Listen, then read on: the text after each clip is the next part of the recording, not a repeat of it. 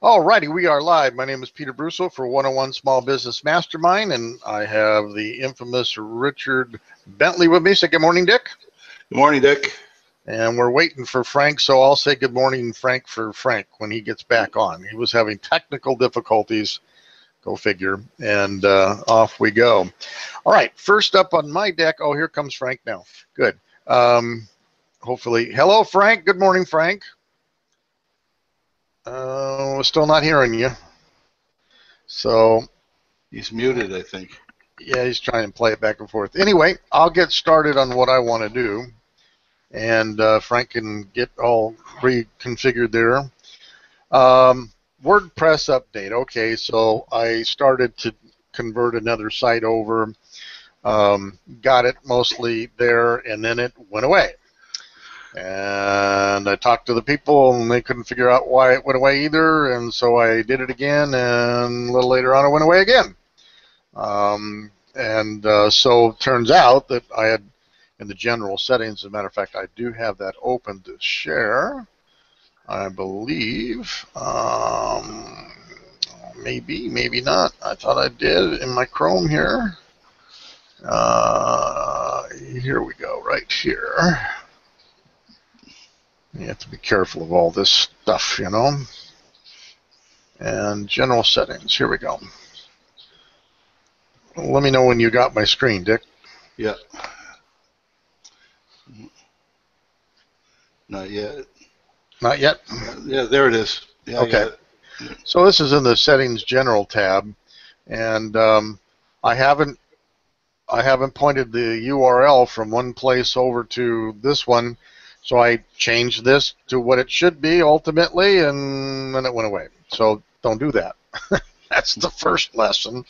And then the second thing is, tell me when you see this next piece here. Can you see this page? Okay. Yep. So each one of these is an embedded YouTube and video. I found a bunch of videos that we used to film every week, our lessons, and they're invaluable. So I took the time to put all of these in, and you can see there's a bunch of them, right? Yeah, I've watched some of those. They're really good. Is that right? And there's a bunch of them. Yeah. And there's a bunch of them. Well, I think it looks really cool this way, except for it takes this page 30 seconds to load. So I'm not doing that anymore. What I am now doing, as of yesterday, unfortunately, and I will show you.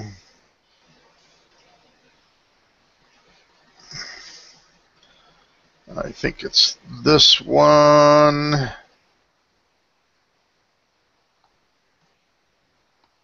think it's this one. Yes. So to get it to load that quickly, I just put the links to the particular YouTube video. So it doesn't look as nice, and you can't see what you're looking at, and you're going to leave the site, unfortunately, but at least it loads quickly. So that's one thing that I wanted to talk about. All right, so I'll stop sharing that. Can you hear me? Yes. Okay, good. Yeah, again, I saw the other site that took 30 seconds to load and a site that took nanoseconds to load, right? Yeah, which you just showed. The nanosecond to load it's fast, but I never click on it. There's nothing that would make. There's nothing that would. I know, but no one's going to wait 30 seconds either. So what's the solution to that, Frank? Put less videos on and have multiple screens. Yeah, you know, and then it just ups your. It just. I hear you. I thought about that. I know it's because I was intrigued with the little snapshots you had of each little video. Well, the thing to do is to put a picture there. There you go. Oh, now there you go. Yeah, a picture with the link underneath. Exactly. Yeah. So I mean, I could take a snapshot of each one of them and then move them in that way and be done with it. So that's a possibility. No, that's cool. Yeah. That's a good point, good possibility. All right. Well, all of us technocrats always watch Uber, see what they're doing, and the state of California has decided it's going to help the taxi cab industry to kill Uber by making their drivers, instead of independent consultants like we are, to employees. And if you're employees, then you're going to have to provide all the benefits and everything else that everybody else does. And if they're successful at that move, Uber's done in this state, I think. What do you think there, Frank? I got the latest update this morning. They interviewed Darrell Issa. Darrell being the Well, I know congressman from San Daryl, Diego. I didn't burn my own warehouse down, Isa. No, I don't know about that story. Anyway, Oh. Darrell Issa, the Yeah. watchdog of Congress. Yeah, okay, that may be the case. And they asked him about that this morning about Uber, and he said it was one judge who made one ruling, and they're appealing it, and the chance of it holding up are slim. That it's passed these rules in other states. He said Uber has no control over its drivers. All you have to do is drive once for Uber every 6 months, and you maintain your Uber status as a driver. And if you don't, they'll deactivate you, and then you can get activated again by filling out the form. And he said it's just a rogue judge in one rogue court that said, I'm going to stop this and see what happens. So we, and I say we because I am pro-Uber, as you know, we expect that to get overturned rather quickly. It's almost like when, and I'll be very blunt, when the liberals won a case to go in their favor, to go to the 9th District Court over here in San Francisco. It's similar to that, is my impression. So hopefully Uber will prevail and the consumers will win. I hope so. Will win. The other interesting thing that Uber's doing is it's stealing every Google executive it can get. Yeah. Did you know that? Yeah. They were again. I don't know if I talked about this in a previous broadcast. They started doing a joint venture together, and I don't know the ethics involved or not, but all of a sudden Uber is now poaching or attracting with multiples of pay to bring the smartest scientists. Oh no, it wasn't Google. It was Carnegie Mellon. They did it with. Oops, you froze. It's got to be that. Autonomous cars. You froze there, Frank. Carnegie Mellon, what?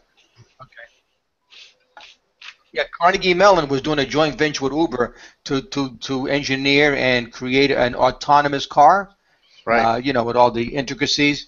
And meanwhile, I heard that Uber was now attracting the top scientists from Carnegie Mellon with very attractive compensation packages to now work full time for Uber. I mean, they have a valuation of what, $40 billion? Go figure. Which is larger than General Motors? Yeah, go figure. Oh. That's crazy. It's the new economy.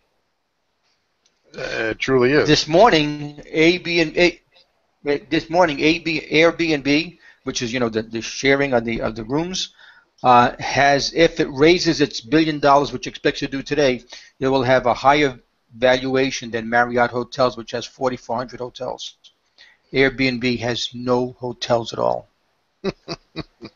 And it'll have a $24 billion valuation as opposed to Marriott has a $21 billion valuation.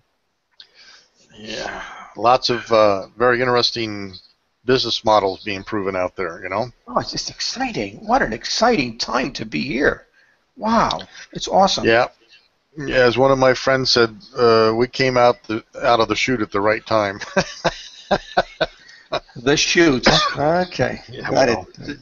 I got it. The only thing, and I guess I'll be a little negative, is I've lived through one of these things before. It was the .com market, and companies that, like you just mentioned, Airbnb, that these evaluations really don't have the fundamentals to back it up, and eventually these things catch up with you. That's my only concern. Is the first .com thing when everybody, companies were selling, going public, making billions of dollars, didn't have a penny's worth of sales, and eventually you have to provide the earnings, and I just hope all these companies are able to do it. That's my only concern about all this stuff. Jane, you ignorant slut. Oh, I believe you just said that. We don't say that word. Oh, that's right. Okay, we can't say that. We were there in the .com bubble, which was amazing. The big thing is that Airbnb, and let's use Airbnb and Uber right now, they're making millions of dollars in revenue, not profit, in revenue. Yeah. And because neither Uber nor A&B have any physical assets. Airbnb does not have any hotels. Uber does not own any cars. They're just a technology company. And Airbnb, according to the forecast this morning, will be profitable in 2020. That's a long time. But meanwhile, they're making they're not they're making revenue because they get 10% of all bookings. And the other night, last Tuesday night, they had 400,000 people. Monday night, 400,000 people around the world staying at a room. If they just got $1, which they got a lot more than that, that's a lot of revenue. Now they're spending a lot in development. Anyway, so it's again, we know about the .com, but these people are the people who are not making money and whose revenues are low are the Twitters of the world. I don't know if you heard about Twitter. Yeah. They replaced their CEO, and now I think they're hoping to be bought by a Facebook or somebody like that because they've not been able to monetize their platform yet profitably. Anyway, that's a little diversion from where you were going there, Dick. Peter. Yeah, no worries. Good stuff. All right, and then just making a note here on my next block. I lost my internet service on Saturday, 6-ish or so. And when my internet service works, it's blazingly quick, and I'm loving it. And but when it doesn't work, I'm hating life. And they have no customer service, period. You call in, it's a recording, they don't get back to you, they don't tell you when it's going to get fixed. But when it gets fixed is when it gets fixed. So I had to go back to Wild Blue or Exceed internet. But I'm on their new bird, which is giving me speeds that are equal about 12 megabits a second, which is pretty darn fast for satellite. But they still have a pretty big latency time, so it's not. There's a little lag in between what you do in real time, like us. I had tried Skype with you yesterday. I think, Frank, with it worked fine for you. It didn't work at all for Dick. So I have a backup. When you jump out of an airplane, you have a backup chute. It doesn't look as good as the main chute, but it's designed to get you to the ground safely. And so at least I can work on the web, working on websites and uploading and downloading stuff as a backup. But it was their lack of customer service that forced me into a $150 a month solution for my backup when my primary is only $100 a month. So that's $250 a month. Nobody out there that listens to us should ever bitch about the cost of their internet service, let me tell you. But it's because I choose to live way out in bum F Egypt, way the hell out nowhere. But customer service is what ultimately drove me to spend another $150 for the sake of having peace of mind that I could continue to do my job and make money. So there you go. I think you just proved a very good small business lesson. People will pay a premium for a better experience. Oh, absolutely. Right? Because you could have stayed where you were, It was cheaper, but the experience and the customer service was terrible. That's obviously an extreme, but you are not happily, but you are paying more because you want a better experience and Yeah, and be treated better. I don't even know where they get off at doing what they do. Not calling you back or anything else. It's just such they're a mom and pop, so it is what it is. But nonetheless, it's I was concerned maybe they're going out of business and I didn't know it. Now what do I do? Right. I just don't have Right. a backup, and it's my livelihood. It's not my entertainment. It's my livelihood. So I mean, okay, so you can't watch Roku or Netflix or whatever else, but and then when they come on, you'll be able to do that again. But I was trying to make money that day because I could upload and make money and get stuff done and bill them for the next week, which I wasn't able to do. Which pissed me Right. off. But there you go. And I think that's my section. Oh, one last note. Internet Explorer 9 is no longer supported, so if all the people out there using Internet Explorer 9, you better upgrade to 11 or 12, whatever they got. Otherwise, you won't have any security updates on your browser, which isn't a good thing not to have. All right, let me see. Oh, Frank, I should have booted this up and got all ready to rock and roll here. And I believe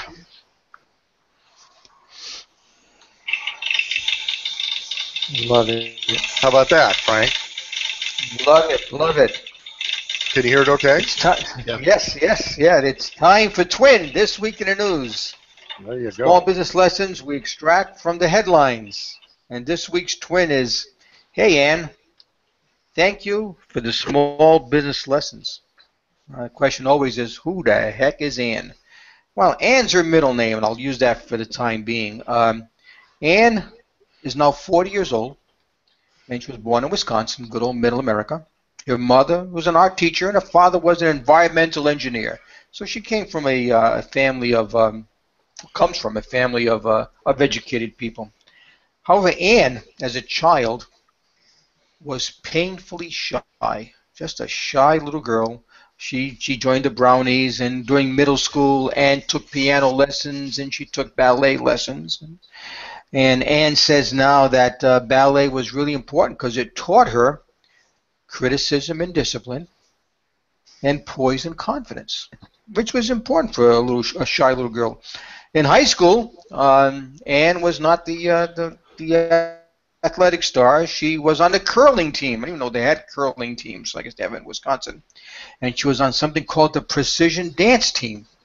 Okay, we didn't have those in my ethnic neighborhood in Massachusetts. So, but Ann was a student. However, she excelled. And listen to the 4 courses she excelled in: chemistry, calculus.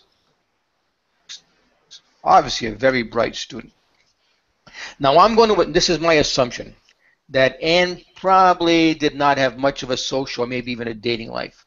So Ann had time during high school to become president of her high school Spanish club, treasurer of the Key Club, which is the academic excellence, captain of her debate team, and captain of the pom-pom squad. And all during this, even though she was that busy, Ann, during high school, worked as a grocery clerk. So for a shy girl, she did a lot, accomplished a lot. Ann's intent was on becoming a pediatric neurosurgeon. There's a very famous pediatric neurosurgeon in politics today named Ben Carson, as a matter of fact.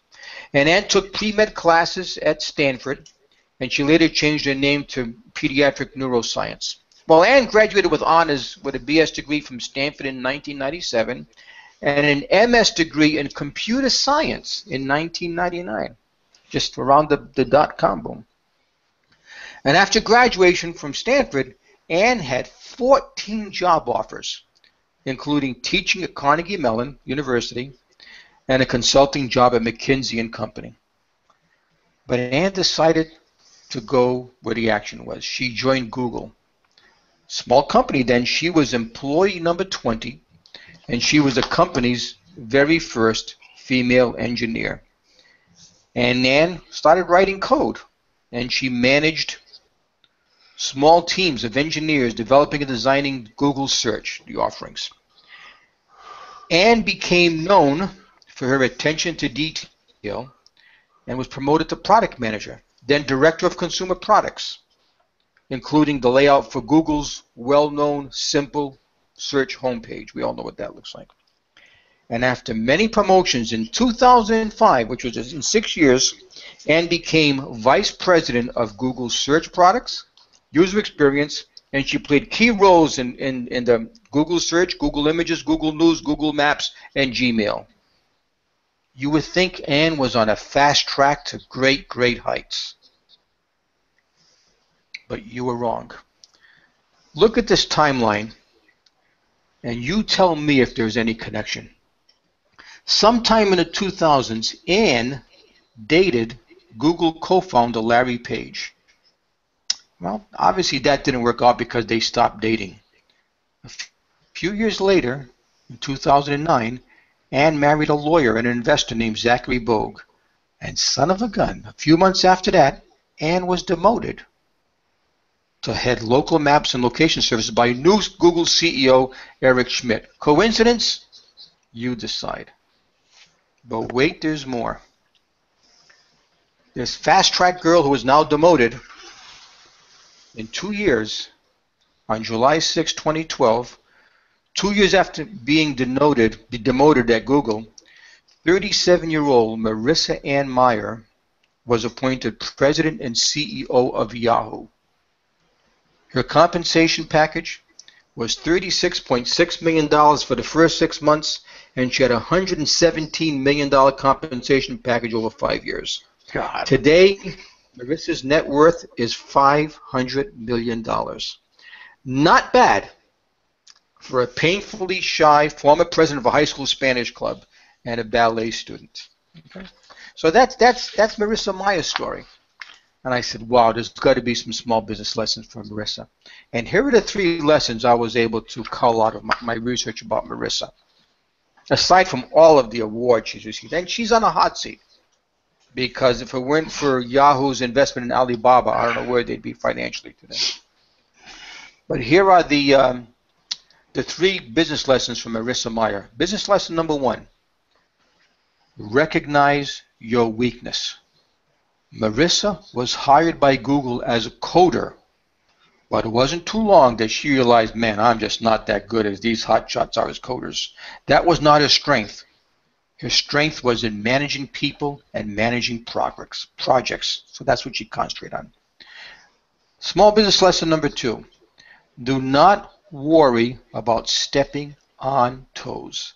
At Google, Marissa tackled the problems that others had trouble solving.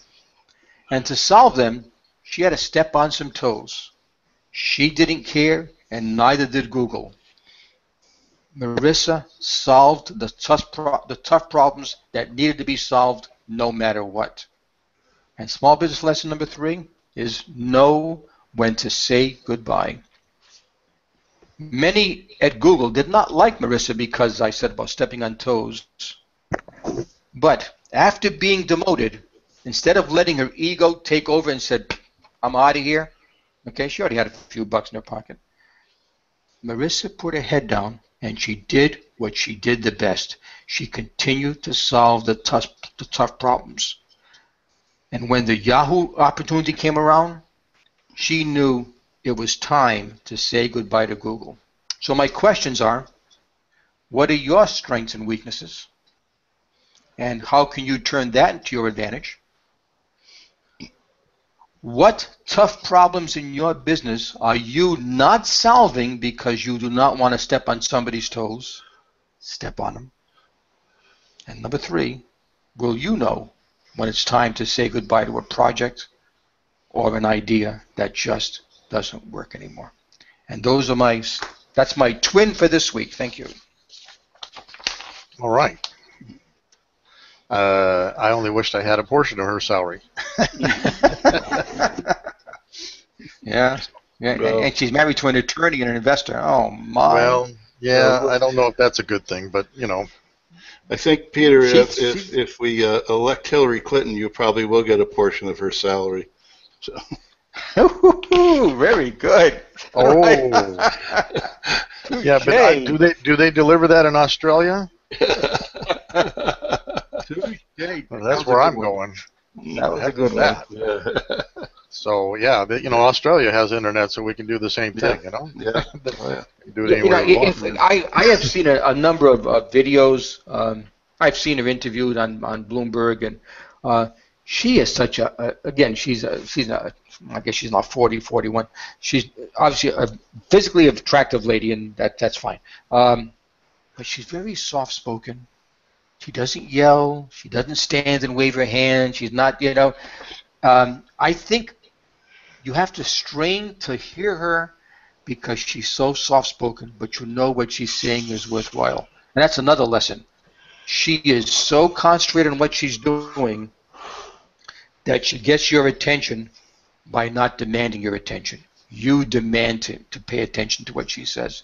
And I think that is just awesome. She's a very strong woman. They asked a couple of the founders of the PayPal mafia guys, the Elon Musk and those kind of guys, about Marissa's tenure at Yahoo, and they were all men. To a man, each one said, "We have faith and trust and confidence in Marissa. She'll do what has to be done. She tackles the tough problems, and if she has to step on toes, so be it." Anyway. Well, if I Powerful remember lady. right, Powerful when lady. when she took that position over, she stepped on a lot of toes and reorganized and cleaned house of a lot of dead weight. If I remember right, I remember reading about her. So. If I may, Peter, you know who she reminds me of, Dick? Thank you for bringing that up. There was a gentleman who did the same thing at a company headquartered in your home state, Bridgeport, Connecticut. His name was Jack Welch. Jack Welch. He was right. He was absolutely, when I was working, and I've met him, and I went to some GE training courses because we distributed him. He was absolutely my idol in the business world. It still is, Jack Welch. He's brilliant. I mean, the guy came in, and again, Jack did it, and we all praise him as the leader of what he did, right? Right. And the Jack way. Marissa did it in her own way. Yeah. And she stepped on toes. Jack never stepped on toes. Jack did what the hell had to be done. Right. Matter of fact, not to get political, colleague Fiorina did the same thing at HP. Yeah, she went in and made a lot of changes. Yeah. Right. So, so I'm again, as you know, I have two daughters, and I know you have one or two daughters, and Peter, you do as well. So anytime I can hear and study and admire and learn from strong women, I'm more than happy to do it. More than happy to do it. I think Marissa has done a great job, and I wish her the best, and I admire her greatly. Yeah, all my girls are strong girls. I'm very proud of them. There you go. None of them are pushovers. You met some of them. They're awesome, unbelievable, dynamos. But okay, Dick, you got an entrepreneurial section. Yes, I'd like to talk about what I consider to be, if not the most important skill in the business world, it's right up there in the top three, and that's listening. Just a quick story. When I was a young pup and I was going from the warehouse to inside sales, my mother-in-law said to me, she said, "You sure you want to get into sales?" And I said, "Yeah, why?" She says, "Well, you don't talk much." And I said, "No, but I listen a lot." And I've always counseled my salespeople that I managed is to spend more time listening and less time talking. And I just think it's a tremendous skill. Be it if you're selling, if you're managing people, or anywhere, is you're better off listening than you are talking. And I just go a couple of points that I did a little research on. The first is listening sincerely and without an agenda. The buying process is not about me, if I'll talk about it. It's about the person's wants and needs. And the only way you're going to find out what those wants and needs are is to listen to what he's saying and truly listen. I'm as guilty sometimes. I go to these mixers and somebody starts talking, and I'm thinking about tomorrow, and it's just crazy, and I'm not doing my job right. So you truly listen to what the person is saying. The second thing is don't talk somebody into your product. You know, if they need it, they'll buy it, and identify their needs, and you listen to what they're saying their needs are, and do it. And my examples of that with me in my Legal Shield world is any person that I have talked them into doing it, signing up as a member, uh, has not lasted a year in the program. They didn't use it. They didn't use the service. They didn't think there was value to it, and they dropped out. Now I've got maybe 35, 40 people that have decided they want the service, and I've had some of them now for 2 years. So you can't, there's a quote, I'm going to read this because I'd never heard it before. It's by Dale Carnegie. A man convinced against his will is still of the same opinion. So in other words, you talk him into it, and he didn't want to do it, so maybe he just did to get me off their back. But he still was the opinion that he didn't want service, and it took a little while to for them to realize, and they get out. So you don't really have a long-term client. You have a short-term person who's really not happy with what you're doing. So, and you can serve your client best by finding out what they want, what they need, and what they expect from what you are offering. And again, you only get that by listening intently, and you pick up the signals of what the guy wants. You pick up signal if he doesn't want anything, so you just you don't go forward with it. You pick up the signal if he's concerned about being sued. You pick up the signal if his kid's in trouble. And I'm talking about from my business perspective. So you listen to what the person is saying, and then you can formulate a much better response to what the person is interested in. And I'll just close with ask questions and listen. Don't assume that what is important to you is important to your future customers. And I know, Frank, you've talked about that a lot. And I think I walk in. I'm a proud associate of Legal Shield. I think it's a very valuable service. And sometimes you can get a little excited, but the customer doesn't care. The person doesn't care. You have to build a relationship, find out what the needs are, and then you can determine whether or not they need your service or not. Like I said, there's nothing worse than trying to force your product on somebody, excuse me, that doesn't need it. So I really am a real strong believer, and I have been all my business career, is the best skill I've ever had in selling and in managing people, in training people, is listening. If you're a manager and you got people working for you, listen to what they have to say. They're out there doing the job. They're doing it, on the front line, and you're not. So if they have an issue, they have a complaint, listen to them. If they say the process is flawed, look at it. Again, so I just say, listen before you talk. Just listen and listen again some more. And that's how I've lived my business life. And I at home, I mean, believe it or not, I listen to my wife. Sometimes I half listen, but you listen, because she's gonna tell you when she's not happy, and if you don't pick that up, then you're in for a miserable week or two. So I think listening is a skill that goes to all parts of the world, life rather. And she doesn't watch these podcasts either, thank God. Yeah. Oh no, we've talked about that. In fact, she's told me. She says, "I can tell when you're not listening to me." I said, "How?" She said, "I just can tell just by your face and your responses." So I said, "Well, sometimes I got to shut you off, So anyways, that's my little tip for today is listen a lot. And on that same note, I just want to talk about some image tags, Frank. The importance of image tags. Oh my God. Oh, shoot me now. I was listening. I love those image tags.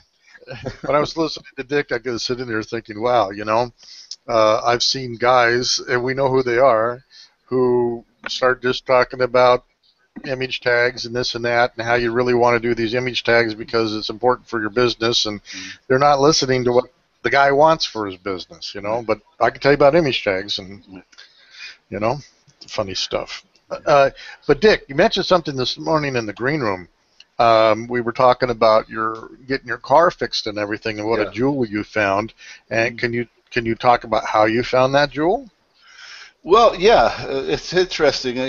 We've had Jim from Perch on a couple times, and I'm a fairly regular attendee of their of his lunch every Friday, his free lunch. So I've gone. I've met a lady by the name of Latanya there, and we've gotten to build a really nice relationship. She signed up for Legal Shield. She's a very happy customer, and I was there last week, and we're sitting there, and she's talking to this other guy who said something about his car, and she said, "Well, geez, I know a great mechanic that, he works at one of the rental companies as a mechanic, and when his days off, he does side jobs." So I said, "Does he know anything about air conditioning?" Because my car air conditioner's been gone for a while, and for those you don't know, it's going to hit 116 out here in the desert today. So car air conditioning is kind of necessary for quality of life. So she said, "Yeah, I think so. Send me the information what type of car, what the problem is, and I'll set it up." So she did, and I went to his house. It's in Desert Hot Springs yesterday rather, and he looked at it, and I had been told that I had to buy a part that sold for anywhere between $400 and $500, and then a bunch of other products, and it would have been a $700 or $800 air conditioning repair job. So and to show you what type of guy he is, he said, "Well, I want to look at it before you buy that part." So I said, "Okay." So he looked at it. He said, "That's not. You don't need that." We went down to a local auto parts store, picked up about $60 worth of parts, went back to his house.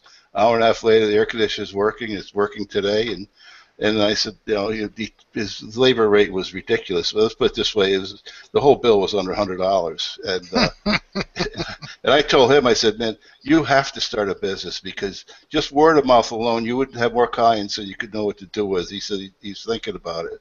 But getting back to the story, Latanya called me yesterday afternoon and wanted to know if he treated me right in the whole thing. And through this building relationship and getting to know people, I mean, she's my best salesperson for Legal Shield. Everybody she talks to at the Perch lunch, she tells them about the program. She's happy with it and the whole thing. So, it just goes. And I remember the first time I met her, I don't think I said. I don't think I talked for 2 minutes. I listened to her and another lady talk, and I didn't interfere or whatever. Didn't talk about Legal Shield. Sat there, jumped in a little bit, and all of a sudden they started talking to me. And when they started talking, I still didn't talk a lot. I listened. I'm a big believer in that. So yeah, that's my story, I sir. think, and you're sticking to it, right? I'm sticking to it. And this young man has got a client for life because I have a fairly old car. He's going to do a complete tune-up overall. I'll buy the parts. He doesn't charge any How labor, old is nothing, he? Marco.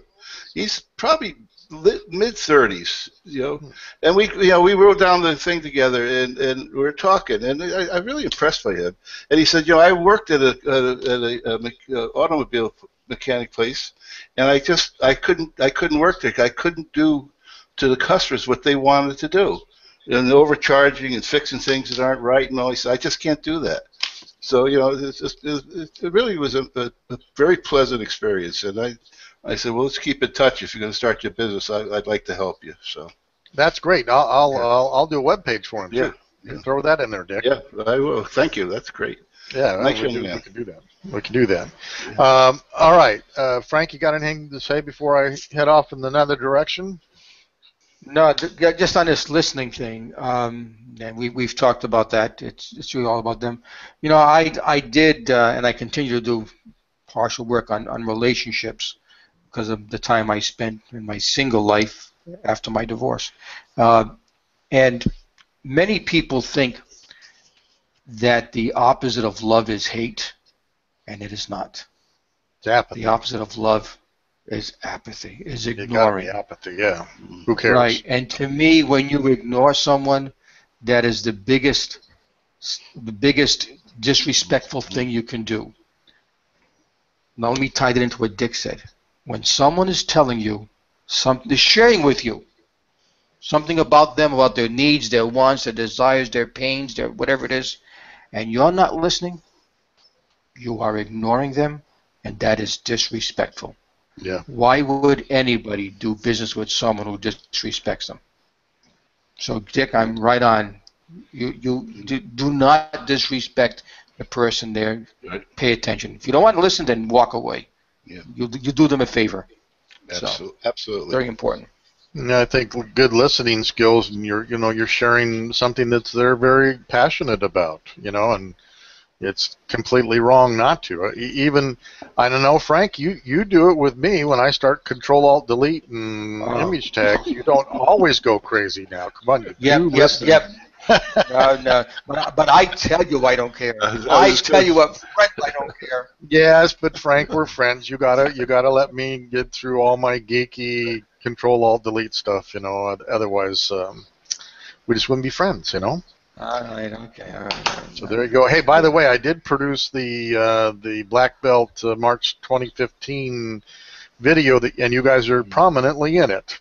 So I'll have to send you the link so you can show everybody what you did. And Dick, you need an Academy Award for your your performance. Dick was priceless. Is that right? I could see your wheels running in there. How could I screw this simple thing up? I meant really make it screwed up. And boy, you did it great. Great, thanks. That was funny. Well, for the listeners, on the black belt test, we always have one class where we throw ringers into the class. They have to teach newbies, and we pick a simple thing to teach, and you all get it. You get it pretty quickly, and then when you're going to get tested, you screw it up. And we want to watch how the teacher responds to the student who screwed up. Poor teachers will say, well, they're bad students, right? Not once did Matthias at that time almost say, never criticized you, ever. And he says, well, try this, move this way, always trying to help, always trying to be there.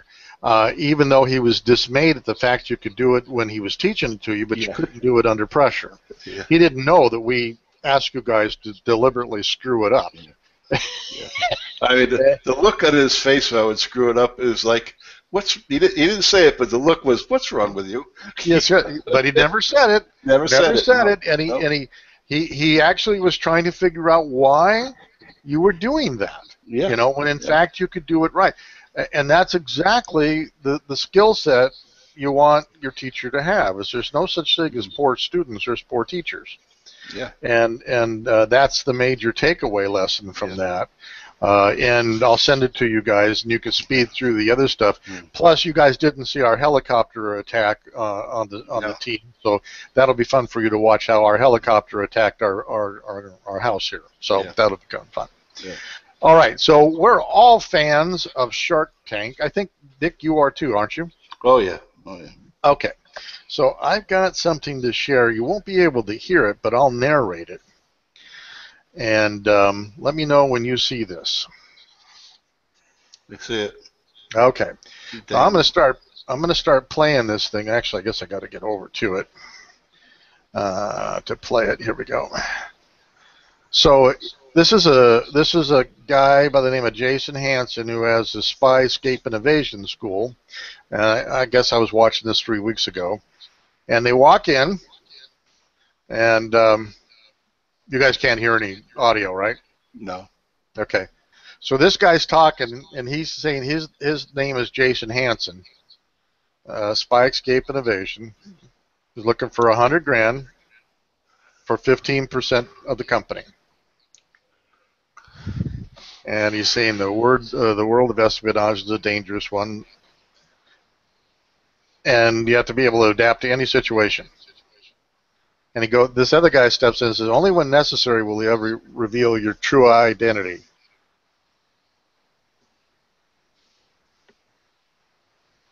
He's Jason Hansen.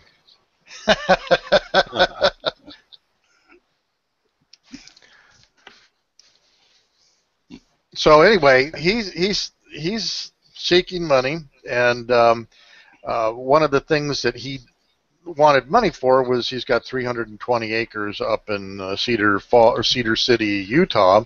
He wants to turn into spy school, and the Sharks never understood what that was.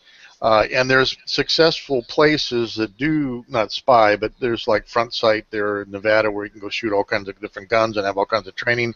And then, Jeff Prather down in Tucson where you can do similar spy escape stuff, shoot racetrack, crash cars, go through barriers, learn to drive backwards, swirl around, all that stuff that Jason wanted to put up there. And so basically they all really shit on him, and about no one would do that. So then he wanted to show some of the easy stuff. So he gets Barbara up there to duct tape her, and she's obviously excited about the duct tape. That was too much data, but so he duct tapes his hands. She does.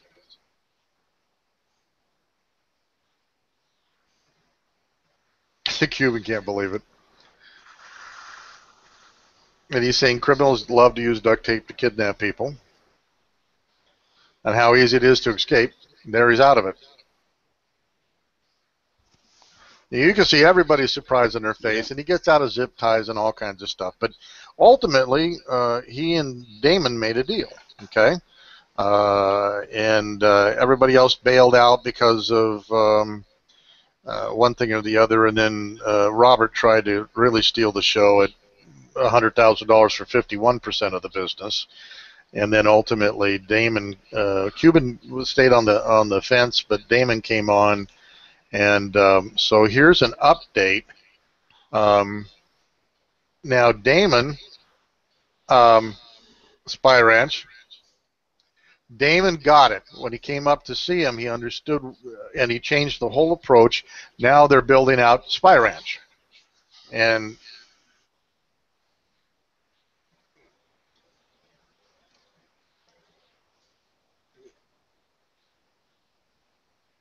so now Damon's 100% back in it. Hand-to-hand self-defense. So he had $306,000 before Shark Tank. In 8 months, he's got $2 million in sales. Does Shark Tank work or what? Okay. Now, so what, right? You guys still with me? Yep. Yes, we're here. Okay. We're here. So let me stop sharing here. So now, based on that, I jumped out and I said, I got to talk to this guy. So I emailed him, contact form, on his really, really bad website. Let me show you the website. Let me see if I've got it up there. Let me go get it. Hang on. And there it is there. You'd think they'd make this really easy. Here's Spy Escape and Evasion School. Tell me when you guys got that. Yep. Yeah.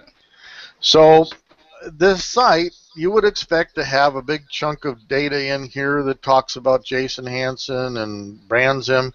And what you see is a bunch of trinkets for sale, build a custom rifle, go learn to shoot.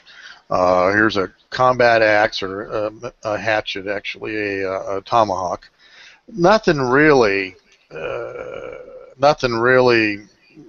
earth-shattering, capturing, or call to action and or looking for a conversion. So I wrote them and I said, and they have this tactical pin thing here, and this tactical pin, it talks about it can be checked into your luggage. You can carry it on an airplane. Well, you can't. It's on the TSA watch list. So some of the data that he started out with has been overcome by events now. So, and a tactical pin can't hold anything against a defender. And a defender, you just have such broad capability of defending yourself versus a tactical pin. And I own a tactical pin, but anyway, so I said, hey, there's a bunch of stuff you need to learn about if you don't know. Anyway, his assistant made an appointment, wanted to talk to me, so we had a phone appointment. We talked. I then went and did a video review of his site. He came back. He wants this, this, this, this. I mean, I'm in business with this guy, so to speak, to literally take over this site and make it into what it could be, all from Shark Tank. So I thought that was pretty darn cool to be able to watch Shark Tank, contact somebody, be of assistance to them, basically, and next month he's coming out here to train with me. How about that? That's great. That is cool. That is cool. Yeah, that really Yeah. is. So I thought that was really, and he's a nice guy on top of all of that, you know. And to think I'm one step away from a shark can't be all bad. Yeah, I was going to say, when are we going to see you on Shark Tank with your Defender? Well, I don't know that I want to go on Shark Tank, and but Damon will obviously get to know who I am one way or the other, you know. Yeah, yeah. And when he gets when Jason gets a hold of him with a Defender, that ought to turn somebody's head around, you know, about what these things can do for people. Yeah, absolutely.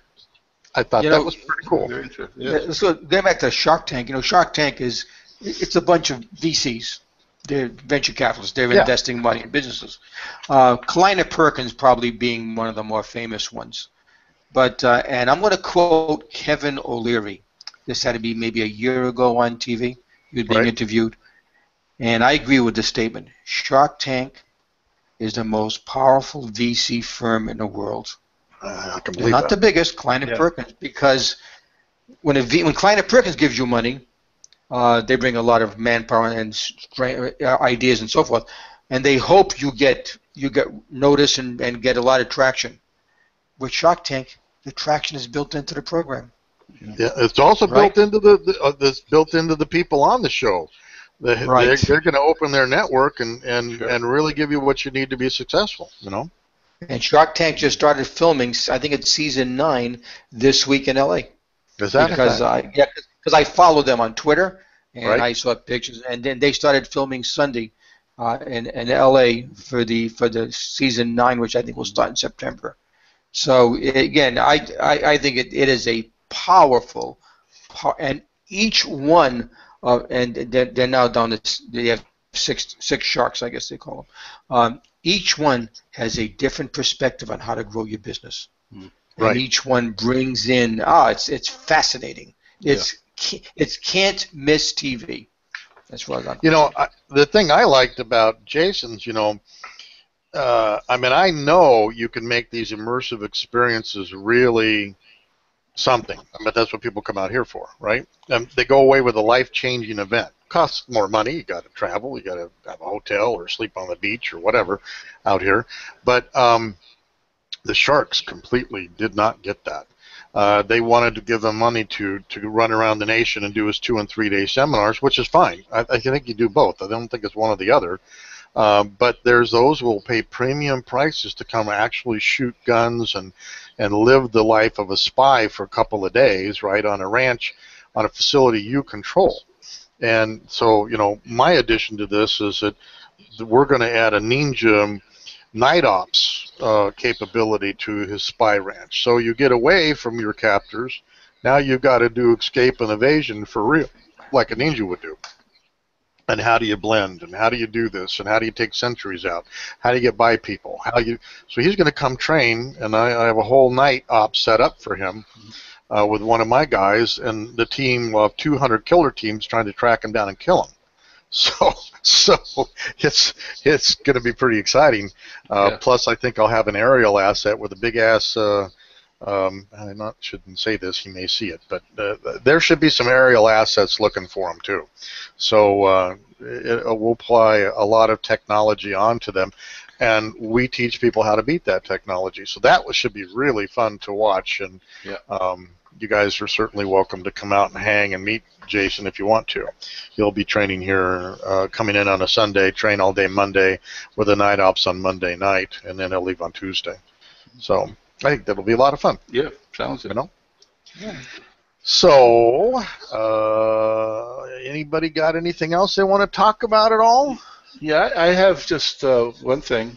Mm-hmm. I was at a breakfast meeting this morning, and at Panero's in Palm Desert. Panero's is they sell baked goods and sandwiches and stuff like that. Right. It's a chain. It's good, pretty good quality breads and all. But I saw how they're using technology now, because I've gone in there and there's been a line of 7, 8, 9, 10 people. Well, now you can go pick a table, place your order over your smartphone or tablet, and it'll deliver it right to your table. You don't have to stand in line. Oh, that's good, because that was a major problem with them. Yeah, and they also have some kiosk things where you can do it on their system. I thought that was a tremendous customer service advancement and use of technology that I've seen in a long time. That really was a good one. So just pass that along. Some of the people that we know would actually, if they use that technology, you'd have to stand in line to use your iPhone. Yeah, that's for sure. Whoop, don't get it. Yeah. Don't get it. Yeah. Stand in line. Yeah. It just shows how companies are using technology to improve customer service. It's just tremendous. Yeah, I wonder if I should mention that to my internet service provider. Yeah. How about just answer your phone? Just maybe think that out a little bit. Just answer the phone. You know? Maybe. I don't know. But you're thinking, Frank. What are you thinking? Yeah, there was a again, I watch business shows. Anyway, there's a show on CNBC called Consumed. It's about the restaurant business, and this guy he has a meatball shop in Manhattan, 6 meatball shop where they sell meatballs as entrees in restaurants, and he's up to I don't know $3 or $4 million a year he does in his meatball shops, and he wants to expand and franchise. And talk about technology, and his ops manager said, "You can't expand." I said, "I can't expand." He said, "Well, you pride yourself in making these meatballs by hand." He said, "Yes, that's important." He says, "The cost of labor would be too high."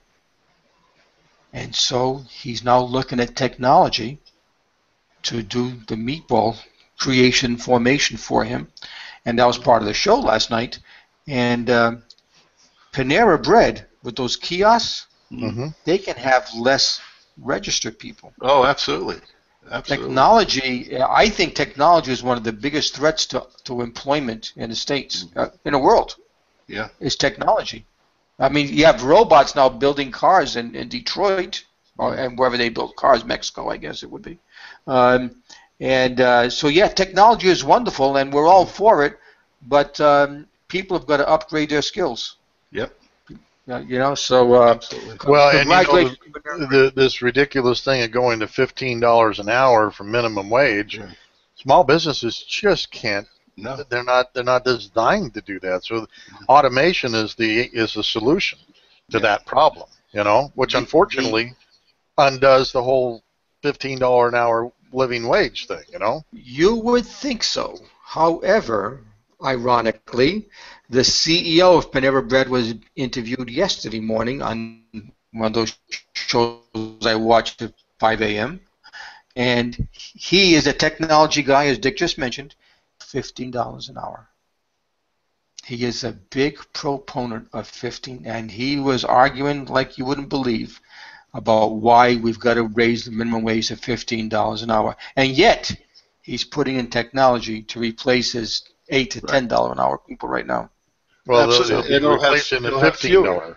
Yeah, he'll be replacing the $15 an hour people. Absolutely.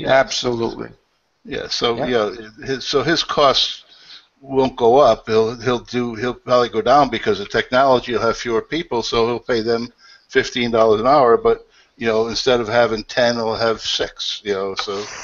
Right. So. But his competitors who don't have technology. Right. They have to pay $15 an hour. This is a competitive advantage for him. Yeah. Absolutely. Right? So, absolutely. Yeah. So there's ulterior motives. Anyway, hooray for technology. Yeah. Yeah, and I like the idea because engineers have to build that technology. So we're a lot more than $15 an hour. So that's right. We'll figure that out. Yeah. Yeah. I even saw yesterday on one of the tech news things I was looking at. Do you all remember an Amiga computer? No, I don't. Amiga. It was Amiga. AMIGA? No. Yeah. No. Amiga. It was right after the Trash 80, the TRS 80 stuff Yeah, came from up. Radio Shack, right? Right. There are apparently 12 or 18 high schools in New York City or New York State that all of their air conditioning and heating is run by Amiga computers. Well, And there's one guy that they know that wrote the code for that Amiga computer that if there's anything wrong, he's retired, but he'll come on and fix their Amiga computer for oh them. my God.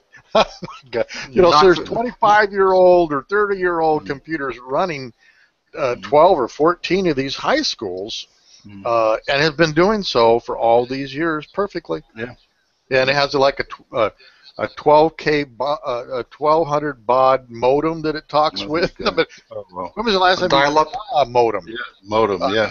1200 baud modem. Yeah. I mean, I remember 1200 baud was pretty quick at one Yeah. point. I think there was 600 baud or 400 baud. I don't forget what it was. Anyway, but shoot, my God. So there you go. Technology Yeah. hangs around. So Right. there you go. All right. Anything else, guys? Up 10 o'clock. That's it. All set. All right. Say goodnight, Dick. Good night, Dick. And Frank, night. say goodnight. And hang on, guys.